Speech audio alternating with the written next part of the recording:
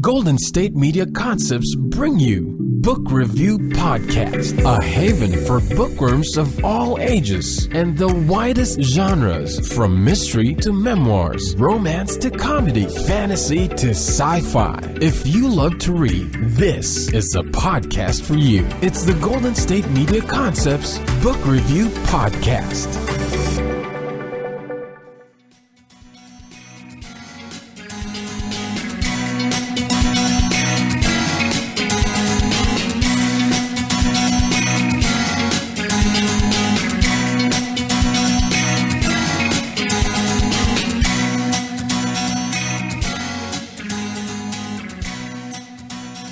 Hello and welcome to the GSMC Book Review Podcast, brought to you by the GSMC Podcast Network. I am your host, Sarah, and I am happy to be with you on this Tuesday here at the end of November. Hope that you had a lovely long weekend. If you got a long weekend, hope you had a lovely weekend regardless of whether you got the holiday or Friday off, and hope you've recovered from Thanksgiving, whether that's overeating or just overextending yourself, or maybe you didn't do any of that. But anyway, I hope the beginning of your week has gone well and that you are ready for another author interview, because I have someone that I really love chatting with who has returned to the podcast. If you're a longtime listener, you may have heard Priscilla Oliveras' first interview back in March when she came to talk about the second book in her Fernandez sisters trilogy, Matched to Perfection. She is back today with the third book in that trilogy, and it is called Their Perfect Melody, and it comes out today. It is Their Perfect Melody's book birthday. So happy book birthday. That is always exciting. Yay to Priscilla for her, it's not release day. That's the word I'm looking for. Book birthday, release day, whatever, what have you. Which reminds me also that it is my aunt's birthday. So shout out to my Auntie Kathy, who is on her way home from India, actually, as we speak. She's been there for a week or 10 days. And so happy birthday to her whenever she may or may not get around to listening to this episode after her travels. Anyway, we are here to talk with Priscilla about her newest book and a lot of other topics. It was so much fun to have her back on the podcast. Let me give you the description of Their Perfect Melody. Growing up, Lily Maria Fernandez was affectionately known as the family wild child. The life of the party, she loved to dance, especially salsa, merengue, and, oh dear, bachata? I'm so sorry. And often sang beside her father during rehearsals for his trio group. But tragedy and loss have drawn out Lily's caretaking side, compelling her to become a victim's advocate. These days, the special rhythms of the past seem like a distant memory, until she meets Diego Reyes. A police officer with the Chicago PD, Diego also has a talent for playing classical Spanish guitar, and Lily soon finds herself inspired by his passion for the music, for her, and for their shared love of familia and community. Can Diego reignite Lily's fun-loving spirit, persuade her to balance work and pleasure, and embrace her wild side once more? That, again, is the description of Their Perfect Melody, which is the third book in the trilogy of the Matched to Perfection trilogy. Now we get the youngest sister, Lily's story. I spoke about this trilogy last time Priscilla was on, when she talked about the second book, Her Perfect Affair. And I love this family. I love these books. I love these stories. The family is someone that I would love to hang out with. If they weren't fiction, I would just love to hang out with this family and get to know them. They are so fun. They are so full of love and laughter. And it's not that they don't face challenges, because they certainly do, but they really stick together, and they have all those great quirks that families have, that they're sometimes, annoying to the family members, sometimes eye-rolling inducing, but they love each other deep down at the bottom of it all, and they support each other, and they've got one another's backs. So I just really love these stories. I love the family. This is, if you're looking for a really good, feel-good series, this is the series for you. I'm going to let Priscilla talk more about it. So let's go ahead and turn our attention to that interview with Priscilla Oliveras. Hi, Priscilla. Welcome back to the podcast. Hi, It's so great to chat with you again. It's- Happy holidays Thank to you. everyone. And happy holidays to you as well. So for people who maybe didn't hear you the first time you were on back in March, or who might need a little bit of refresher, if you could share a little bit about yourself before we start talking about your books. Sure. I'm Priscilla Oliveras. I write contemporary romance with a Latinx flavor. And I guess real quickly, because this does come up every once in a while, I've had some people say, oh, there's a typo in your bio. There's an X there. Is it supposed to be an A or an O at the end of Latin? And so just a little insider info or what have you. Latinx is actually currently, it's a correct term. It's a word that started being used a lot on college campuses and academia, those kind of social circles, and it has expanded, thankfully, out to be more inclusive of gender identification instead of using the male or the female a or o at the end of it. So Latinx is actually a valid term. It's not a typo in my bio. Mm-hmm. And a little bit more, I guess, about me and my writing. I write a lot about stories with family themes, whether they're families by blood, like my Fernandez familia in my Match to Perfection series, or if it's sometimes they're families by choice. Like I did one book in the Paradise Key series with Tooley that featured Susan Meyer and Shirley Jump and Kira Jacobs, and those are 4 best friends. So friends who chose their familia, or their family among, with them. And so you'll find a lot of family themes in my books in one way or another. Currently, I have my MFA in writing popular fiction, and so I'm English adjunct faculty at a local college. I also teach a romance writing course online for Ed2Go, and I serve on a RWA board of directors. But when it's time to refill my creative and my emotional well, I enjoy, obviously, a lot of family, a lot of familia time. I love Zumba. It's exercise that does not feel like exercise to me. I need to do some thinking. I'll probably go out for a run. Any day at the beach is a perfect day, if you ask me, either there or in the stands cheering on my favorite sports teams. And if I made my word count, then I get to treat myself to a nap in our in the backyard. Nice. I love that. And you have the weather for it as opposed to, other people who live not in Florida this time of year. Yes. Yeah. Yes. It's still hammock weather in our backyard. There are days where I'm chilling and then I remind myself there is no snow. Right. So I can deal with this. That sounds fabulous. So we are here to talk about your newest book, which comes out today. This interview airs on Tuesday and it comes out today. Before we, Yay. I know that's so exciting. Happy book birthday.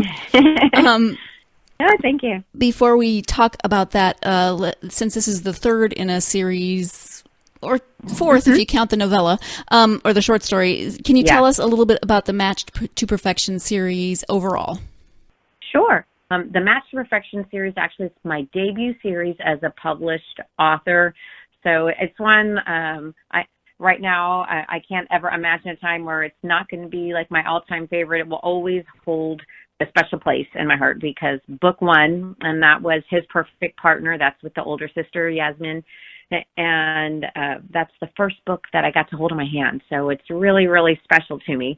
But the Match to Perfection series features the Fernandez familia, the Fernandez family. It's 3 sisters, and in book 1, you get to meet their papi, their dad. So it's 3 sisters that, just like in a lot of other families, are each different, but they share similarities. They're all 3 dealing with real life issues with the help of, or sometimes with the hindrance of, a meddling familia. And really, in all 3, I think, my family, I love them, but there are times where, yes, I'm like, okay, I can handle this. So the sisters kind of deal with that same thing as well. But they're all 3 throughout the course of their book. They, are meeting a love interest who both challenges, encourages them, appreciate them for the amazing woman that they are. And I hope that when readers read any of the books, that they leave feeling like they've made new friends and, characters, people that they care about. I hope they appreciate the Latin culture that is a thread throughout, all of the novels. The first one is His Perfect Partner. It's a single dad. And the oldest sister, Yasmin, she's my heroine. She's at a personal crossroads. It's two different people that they're on two different paths, and they think right now that at the beginning they're convinced that they're better off single. But when you add in Tomas's 5-year-old little daughter and Papi, a meddling father with the best of intentions, I think you find you hopefully get two characters who wind up just realizing that they're better off with the perfect partner. So that's kind of His Perfect Partner. Her Perfect Affair is book 2. It's a friends to lovers romance if you're interested in the tropes.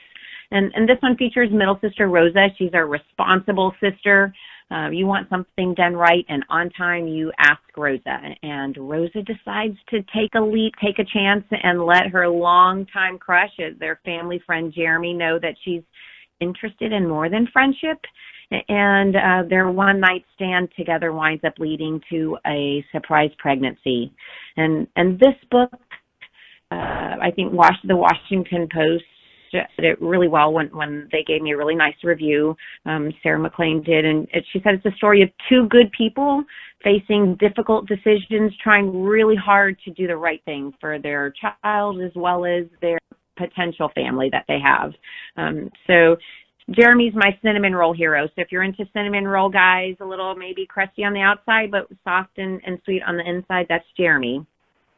And then we've got Their Perfect Melody. Or I guess you asked also, there is a novella that features one of the sisters' cousins, and that is Holiday Home Run, and that actually is out right now. It's in the Fern Michaels Christmas Anthology, A Season to Celebrate.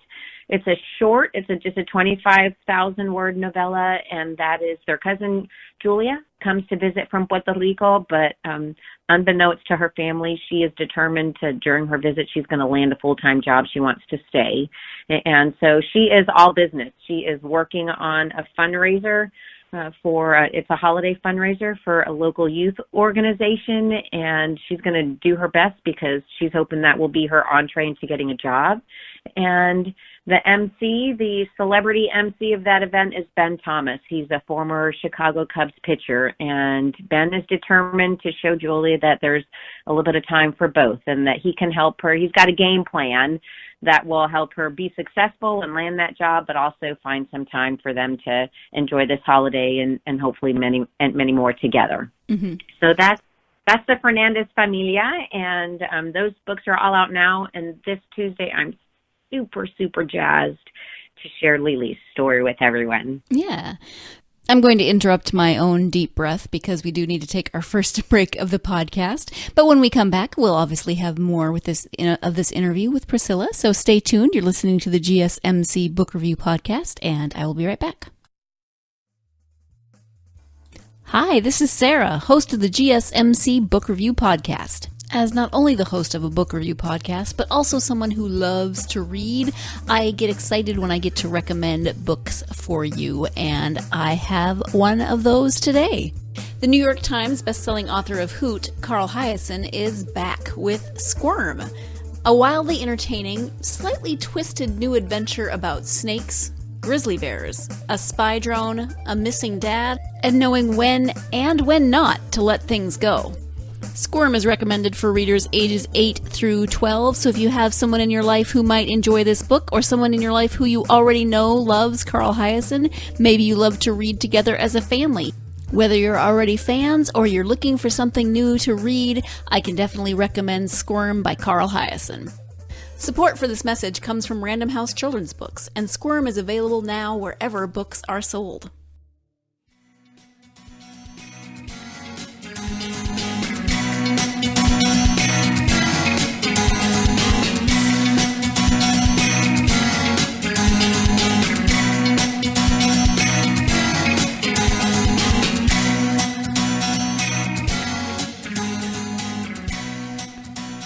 Welcome back to the GSMC Book Review Podcast. Before the break, Priscilla was telling us about the Match to Perfection series and more about the newest one, Their Perfect Melody, and now she's going to talk a little bit about what inspired her for Lily and Diego's story. So that is Their Perfect Melody. That's the newest one. What was your inspiration for this particular story, for Lily's story? Oh gosh, I will say I met Yasmin first, the older sister, and when I started asking her questions about her familia, Lily just kind of raced onto the scene.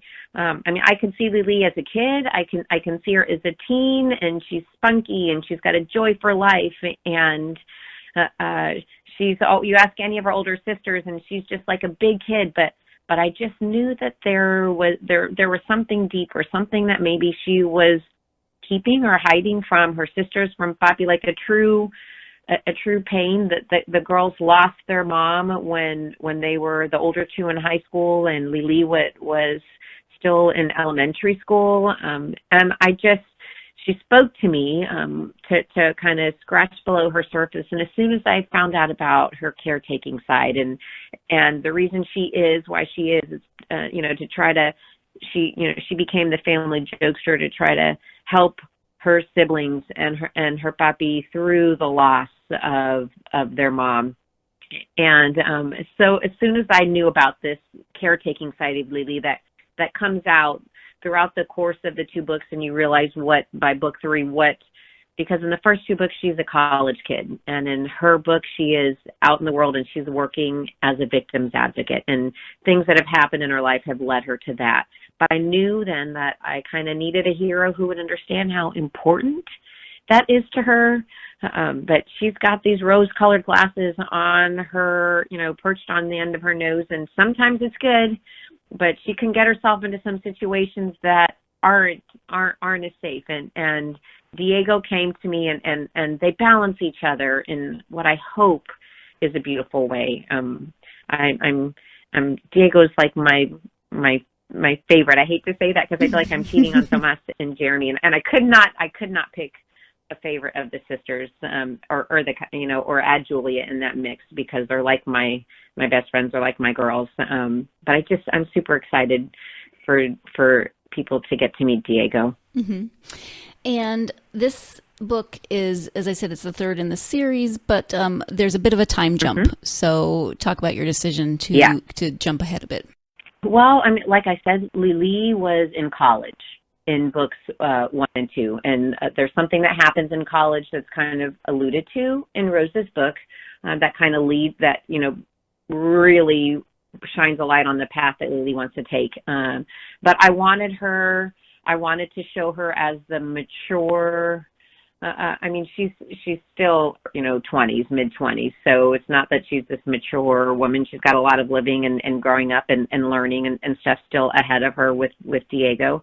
But I wanted to show her out in the world and a young woman finding her place and carving her niche. That was important to me. All three of the sisters are, I think, like a lot of us, and I don't want to just say a lot of women, just a lot of individuals, trying to find what's the right place for us in this world or in our community, or trying to find a way to make a difference in a positive, in a good way, in their lives, but also in the lives around them. And so I felt that I needed that time jump to take Lily out of college. She had been working in the field. She had experienced some adult life, so that she was coming to the table when she meets her hero, when she meets Diego.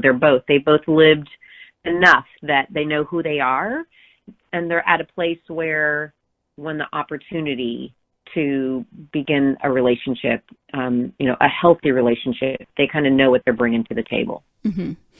And you've talked a bit about both Lily and Diego. What about them and their relationship do you think might resonate with your readers? Oh, goodness. Well, I will say they're both passionate about what they do. Lily, I think I've already said, she's a victim's advocate working with, domestic abuse. She works in a clinic in the Humboldt Park area in Chicago. All of the books take take place either in Chicago or in a fictional suburb of Chicago. In book 3, Lily is living in Chicago, and Diego is actually back. He's born and raised in the Humboldt Park area of Chicago. It's an area with a heavy Latinx community. And so Diego left for the Army, joined the military, came back home, finished college online, and became a cop. And both of them are determined to, they're focused on making a difference in the lives of the people that they serve and the people that they live with. The issue is they both go about it in completely different ways. Mm-hmm. Lily will tell you she lives in the gray area, as a victim's advocate, focused in, social work. The gray area, there's no black and white. There's a lot of emotion involved, and you got to look at that. Diego, he's had, there's some family drama. His sister started in high school down a really wrong path, and she made a lot of wrong decisions that kind of tore up his family, led kind of to, his mom's passing. And so Diego is, throughout the course of this book, he's trying to figure out, can he reconnect with a sister who he can't control, that he may want good things for, but in his perspective, what he's learned is you can't make someone make the right choice. They have to want to make the right choice. And Lily is still determined that she can help other people make the right choices. And I think ultimately what I try to do is for the two of them to learn how they can balance each other out. And it's not that one of them is wrong or right. It's that looking at life through both of their lenses, helping each other and supporting each other, they can both do good together. Mm-hmm. And I'm hoping that that's a universal desire that readers will connect with and see people maybe just like them, or at least people with similar desires and wants and needs as them, just living a regular life, trying to make right decisions even when they're in really, really bad situations. Yeah. And so you've mentioned their careers. Lily is a victim advocate. Diego is a cop. Did you do any research or anything on those careers, or did you kind of have an idea where you wanted those storylines to go? Yes, I did. Actually, I have a good friend who is a victims advocate here in Florida. She was great, asking questions and bouncing ideas off of. She also really made sure that I knew, hey, here in Florida, some things could be different. So I did call out to a women's shelter out in the Chicago area to kind of run some scenarios by, ask them questions, about different situations, kind of how different things would be handled. Obviously I Googled and used the internet, but I also did call out to one of the local precincts in Chicago and speak to someone in the public advocacy office. I can't remember if that's right now the right term, but one of those offices, and to ask some basic questions again about procedure, things to try my best to make sure that I didn't that I followed. There was not anything that was completely unbelievable, or that the situations, maybe the verbiage, the terms that they would use, that kind of thing, because I don't have anybody close to me that is a cop. So I just wanted to make sure that I wasn't just relying on the Chicago PD TV show, which I love, that kind of thing, because you always hear, oh gosh, it's not like that in real life. Right. So I tried my best to rely on, what I see on the television and stuff, what I like, but a lot of research online, watching videos of cops, on patrol and things like that, to try my best to get a feel for what it might be like, that kind of thing. Mm-hmm. So this family, the sisters, I have loved getting to know all of them and watching them grow, and now, watching their children and all of the evolution that's gone on in this family. How is it to be done writing this series? I will say this, that I have a really hard time thinking I'm done, in the anthology, in the novella Holiday Home Run with Julia, she mentions that she has 3 brothers. And so while I'm not working on their stories right now, I would not be completely truthful if I did not say that I have in my heart, I will write Martin and Angel's, and oh gosh, saying her brother just flew out of my head, but I will write those brothers' stories at some point, in part because I'm a huge baseball fan, so I would love to write a story or a series where they were ball players, or they used to be ball players. I had so much fun writing Ben and for the novella, and I did a lot of shopping, like when I was searching for where his home in Wrigleyville. I had so much fun shopping for homes that I could not afford, but Ben could afford as a baseball player. So right now, yes, I'm diving into another series for Kensington, but I'm also getting ready to write a short novella for one of the groups that I'm on Facebook, the Fiction from the Heart Ladies. We are working on an anthology, and my novella is actually going to feature Lourdes, Diego's sister. So I'll get to write a little bit more about the sisters in that novella, and hopefully that will be just another stepping stone, another jumping point off to at some point be able to write Julia's brother's story. So I have not completely said goodbye to the Fernandez family, and I think it's because I don't know that I can. But I am super excited to be getting to know a new family. I think that is a new series that I'm going to be writing for Kensington, set in Key West. It's where I went to junior high and high school, so I'll get to revisit my old stomping grounds for this series, and it's the Navarro family. They have an older brother who's already married, so that the series will feature, I have story ideas for 2 brothers and a sister. They're firefighters, EMS. One's a boat captain on the side. She's a physical trainer also on the side, and Enrique, the younger brother, is also an artist.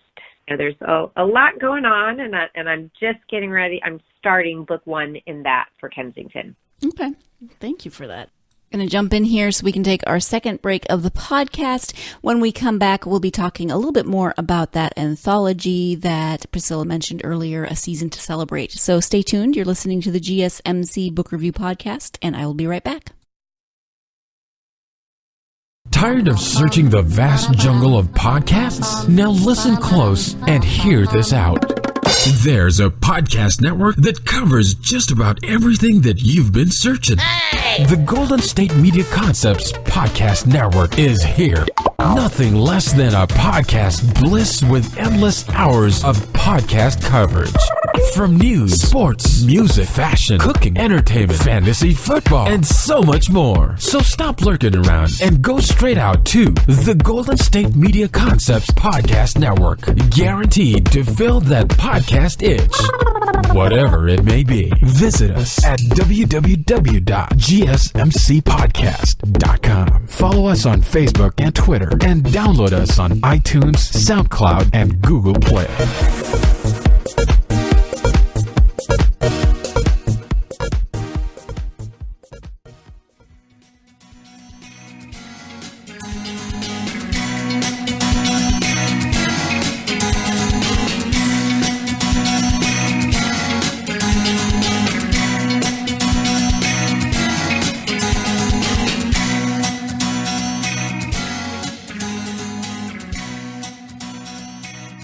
Welcome back to the GSMC Book Review Podcast. If you've paid any attention to the calendar, you know it's almost December, which means it's almost holiday season. And so if you are someone who likes holiday-themed movies, or especially holiday-themed books, then you're definitely going to want to listen to this next segment about the anthology that Priscilla is a part of called A Season to Celebrate. You've mentioned and talked a bit about Julia's story, which is in A Season to Celebrate. Can you tell us a little bit more about that anthology? Sure. That anthology, it features 4 novellas. The first, obviously, the fabulous Fern Michaels, It's her anthology. She puts out an anthology every year, and Kensington invites 3 other authors to participate. The other 2 authors are fabulous. It's Donna Kaufman and Kate Pierce. And I believe their stories are also kind of attached to other stories that they've written before. So those who have read them before will be familiar with some of the characters. Some who are new, they'll introduce some characters that hopefully you'll want to go out and check out. And then my novella is the 4th one in the book. It's Holiday Home Run, and it features Julia Fernandez. She's one of the sisters' cousins, like I said, visiting from Puerto Rico. She's an event planner. And her family thinks she's here with an internship visiting her cousins, and she will return back to the island and take over her mother's catering business. But she really wants a little bit more than that. She wants to come and find her own dream. And so Julia is interning. She is, as an event planner, working on this holiday soiree. It's a fundraiser for the Chicago Youth Association. And all of the funds are actually going to go specifically to a youth center in Humboldt Park. It happens to be the same youth center that Diego and Lily volunteer at in their story a little bit later. Mm-hmm. And so, like I said before, Julia's all business. She wants this to be the best fundraiser they've ever had, because she's hoping that it will be her entree into a full-time position in some way, like through her networking. Enter our hero, Ben Thomas. Ben had to retire early from base. He was a rising star in baseball, but he had some injuries and he just couldn't recover. So he was forced to retire early. And unlike Julia, who is the young, a sister with 3 brothers who have lived and breathed baseball. So for her, she's excited to be off the island this winter and missing winter ball and the hoopla and all of that. So unlike Julia, who's trying to find a new place to kind of maybe get out from under her family for a little bit, Ben is really missing his baseball family. That was his true connection to family for, his childhood into his adult life. And so it's a novella, so it's obviously a little bit faster tracked within the romance. But I think I mentioned earlier the kind of the gist of it is Ben, Ben knows that Julie wants to take things slow, but he's convinced that he can come up with a plan, that he's got a way to help her get what she wants, and that's, a kick-butt fundraiser, but also find time maybe for a little romance so they can figure out if they can continue on together. Mm-hmm. So if people wanted to read them chronologically, then Julia's story would come between Rosa's and Lily's, correct? Yes. Like actually if you get them all and here's where I'm kind of worried. I don't want to reveal too much, but Diego is actually the guitarist that plays the music for the event that Julie is planning.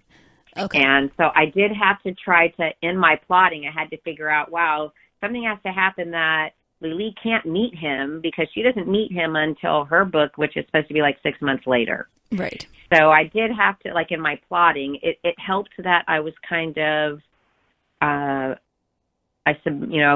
revisions for Lily's book came back to me after I had written the novella. So I was able to add Julia in there. And because the way publishing works, I was already working on Lily's story when I was presented the opportunity to be part of the anthology.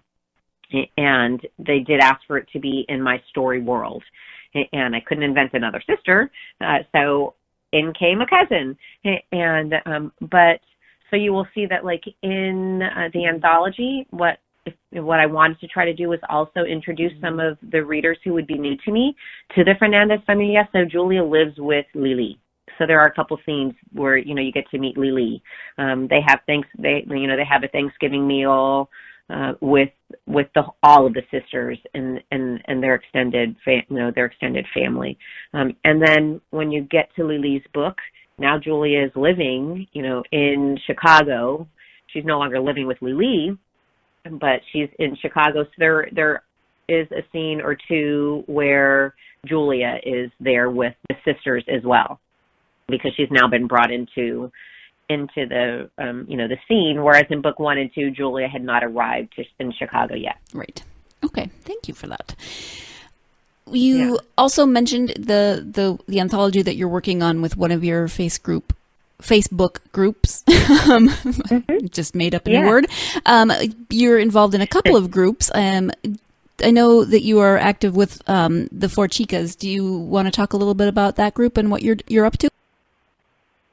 Sure, yeah. So Four Chicas Chat is all of the Facebook groups I'm in. They're private groups, so they're not open to the public. That just anybody can, but people are welcome to join. You just request. So the Four Chicas Chat is one of the groups that I'm really active on social media. We also really use the hashtag Latinx ROM as a way to try to help promote and kind of signal boost fellow Latinx romance authors. The Four Chicas, we are Mia Sosa, Alexis Daria, Sabrina Soul, and then me. And we're all contemporary Latinx romance authors we like to say it's our casa, like our house, on Facebook. So we say the door's always open, there's cold drinks in the fridge, grab something and sit down on the couch and come and chat with us. And we talk about, yes, our writing. We do talk about Latino, issues every now and again, but we talk about the books we're reading that we love, the television shows. There was a Hallmark calendar, for the Hallmark movies that are going on. Nice. It's really, it's like I said, it's a place where we kind of like to let our hair down and just get to know other authors, other writers, other readers, other people who are interested in, the similar things that we like to chat about. And I would say the same thing. The other two groups that I'm in, one is the Fiction from the Heart. That is, there are 12 of us in that group, and I would start naming them, but then I'm kind of nervous. I was going to say, ready, go, name them all. I know. Okay, let me see. I feel like if I was a mom with 11 kids, because I'm the 12th. So let me give it a try. It's Donna Kaufman and Kwana Jackson and Liz Talley and Jamie Beck and Tracy Brogan and Sonali Dev and Sally Kilpatrick and Falguni Kathari and Virginia Cantra and Hope Ramsey. And there is one more. Whom I said? I said Kwana and Falguni and Jamie and... Oh my goodness! I'm going to have to look on my computer right now because I'm going to be totally sad that I'm forgetting somebody. Well, I'm impressed. Did I say 10 or did I say 11? I forgot to count, so I'm terrible. I can't even help you. Oh my goodness!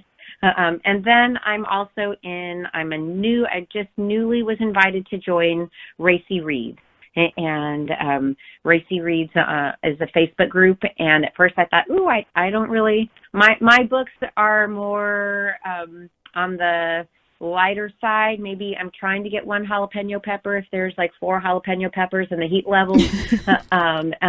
But really the Racy Reads is books that make your heart race. And so there's a wide variety of authors, and I'm not going to be able to find this on Facebook and talk at the same time. I'll be I'm going to say something wrong. So those 3 groups, but they're both, just click to join. They're places where, especially Racy Reads, it's for readers to get to know all the authors that are there. That's 36 authors, and I just joined, so I'm totally not going to try to mention all of those names. I would totally kind of gas that all up. It is Barbara O'Neill. Oh my gosh, I don't know how I forgot Barbara O'Neill, because I a couple months ago, I read The Lost Recipe for Happiness. One of the most beautiful books I've read. I had to message her. I said, okay, I message you. Please forgive the fangirl gush. However, this book was absolutely beautiful. As a writer, it makes me hope that I can write as well someday and move a reader like you moved me. But so Barbara O'Neill is the 11th Fiction from the Heart. And so thus far I've been mostly active in Fiction from the Heart, and we're going to do, like I said, an anthology.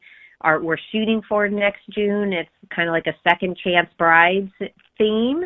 And so my story will feature Diego's sister Lourdes, and her kind of second chance. Like I said earlier, she's made a lot of wrong choices in life, and she has a lot of regrets.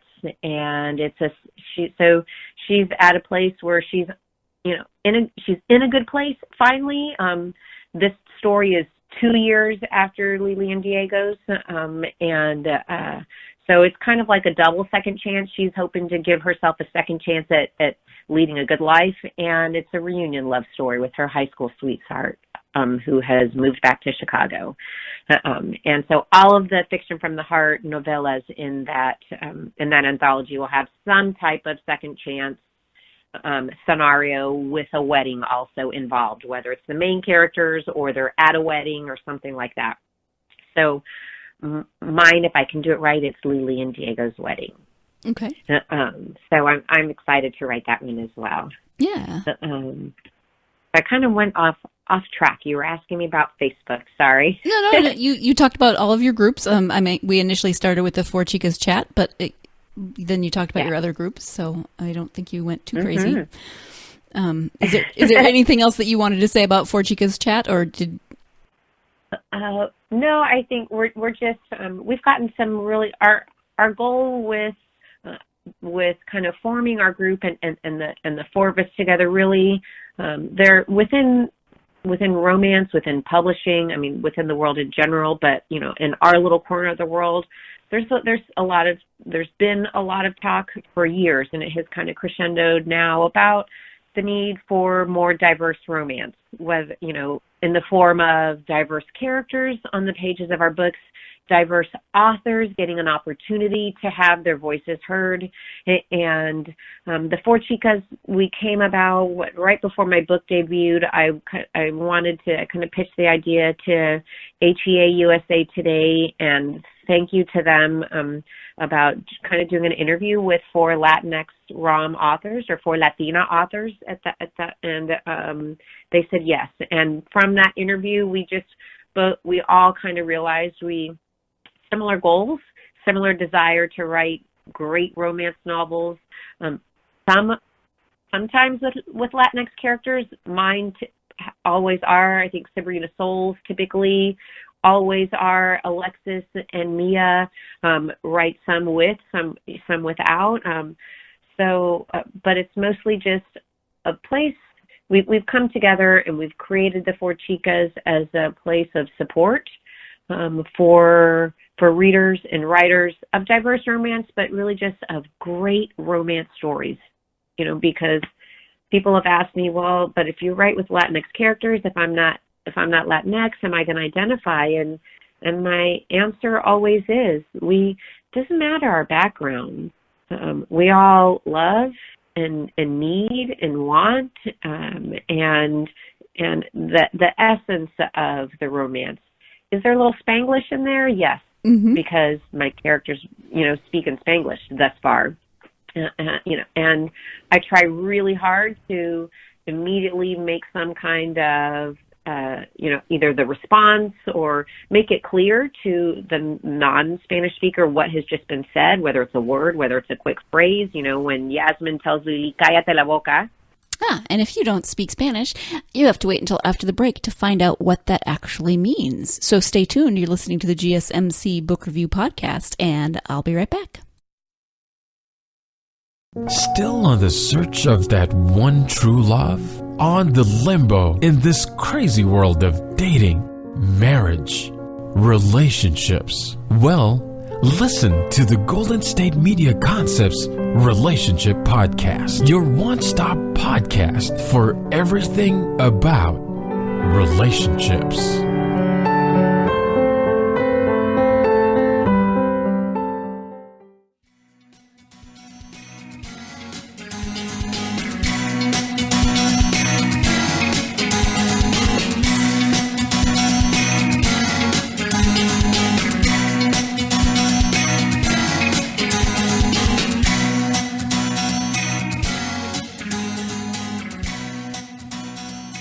Welcome back to the GSMC Book Review Podcast. I don't normally cut things off mid-sentence like that, but it seemed like a nice place to quit. It's not exactly a cliffhanger, but I did leave you hanging a little bit if you don't speak Spanish.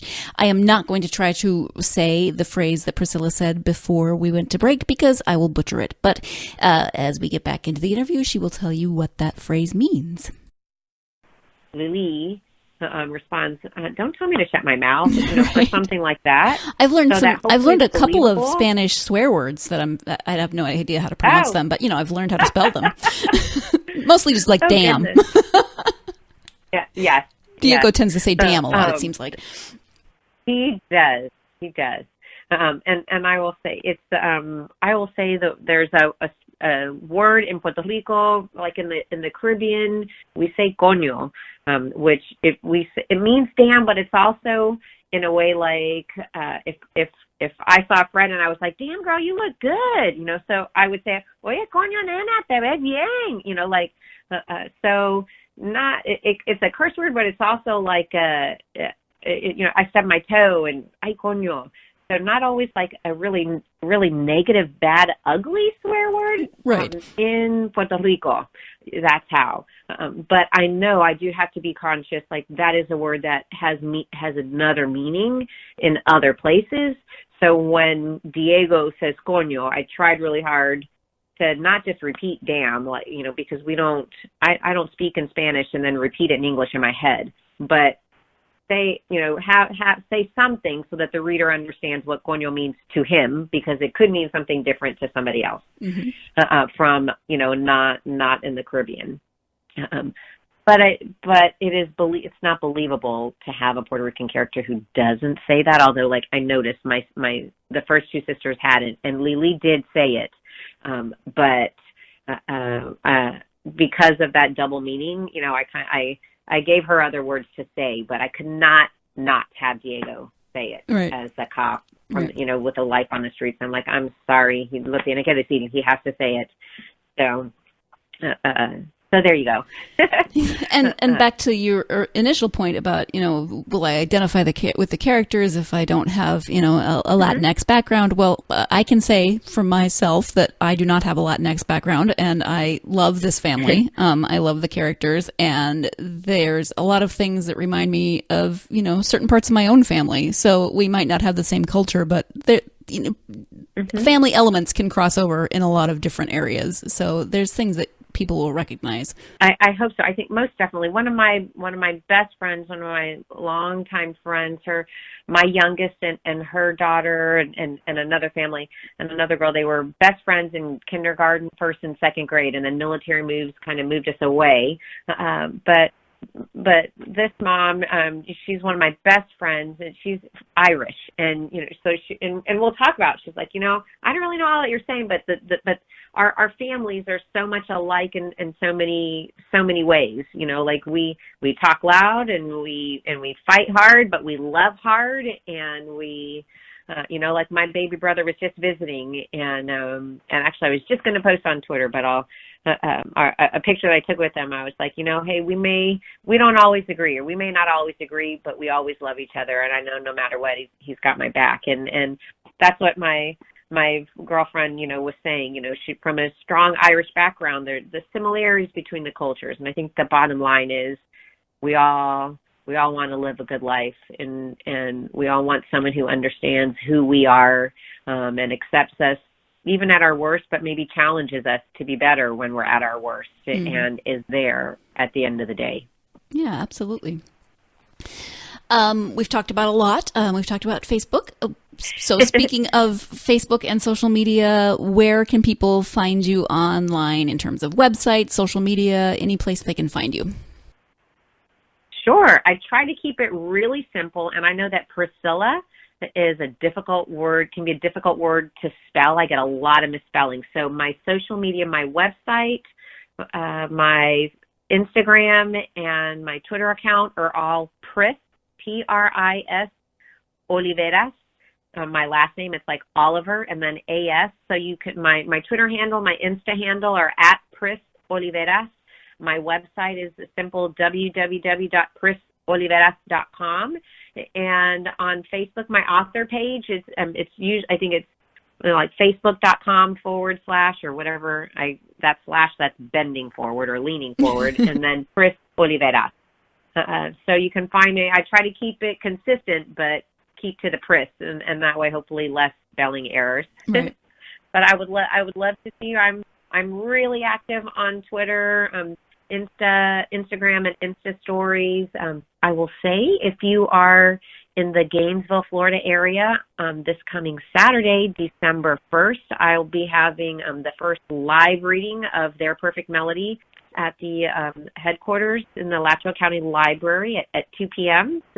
So if you're in this area, I just posted that yesterday and this morning on Facebook. Okay.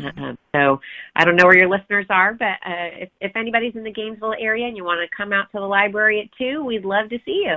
Perfect. Thank you. Is there anything that we haven't talked about that you would like to just mention now in terms of your books or writing or anything at all?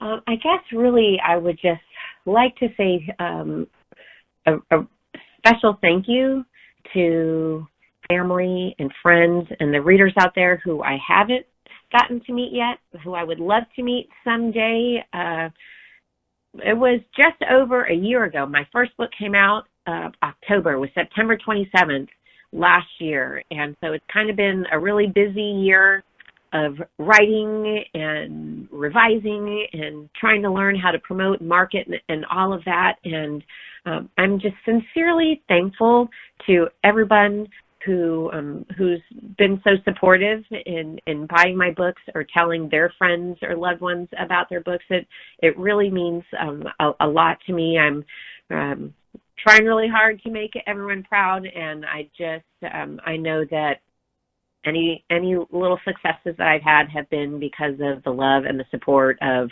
romance readers and all of the people in Romance Landia who are just incredible. And so I just want to say a special thank you to all of, everyone who's been so supportive. Mm-hmm. Thank you for that. Well, I also want to thank you for taking time out of I'm sure has been a busy holiday weekend to come and talk about your newest book. Thank you so much. Oh, I really appreciate it. It's always a pleasure talking with you and for your listeners. I wish everyone the happiest of holidays. If you celebrate Christmas, Feliz Navidad and Prospero Año Nuevo. Happy New Year to everyone. I hope this holiday, I wish you lots of blessings, lots of love, and lots of reading time. That's perfect. And we wish the same thing for you. Thank you. Take care. And once again, I want to thank Priscilla for taking the time out of her weekend to come and talk to me about her newest book, which comes out today. It is out. You can get it called Their Perfect Melody. It's almost the holidays. You should treat yourself and just get the whole trilogy. And while you're treating yourself, then go ahead and get that anthology, A Season to Celebrate, so you can have Julia's story as well. You need the whole family, I think. Just spoil yourself and make it a set. At any rate, all of the books are now out and you can get them. So go ahead, get them for yourself, get them for friends, get them for your neighbor, or, get them for your pets. Just go out and get them. They're great. Thank you so much to Priscilla. Thank you for joining me as always. I really appreciate it. I love to hear your feedback. So hit me up on social media and let me know what you think. Who would you like to hear on the podcast? Is there any books that you would like for me to read and talk about? Love to hear from listeners. So find me on social media, Facebook, Instagram, and Twitter. In the meantime, I hope you have a wonderful rest of your week. Please join me again on Thursday. But in the meantime, go out there and get yourself lost in a good book. Thanks. You've been listening to the Golden State Media Concepts Book Review Podcast, part of the Golden State Media Concepts Podcast Network. You can find this show and others like it at www.gsmcpodcast.com. Download our podcast on iTunes, Stitcher, SoundCloud, and Google Play. Just type in GSMC to find all the shows from the Golden State Media Concepts Podcast Network, from movies to music, from sports to entertainment, and even weird news. You can also follow us on Twitter and on Facebook. Thank you, and we hope you have enjoyed today's program.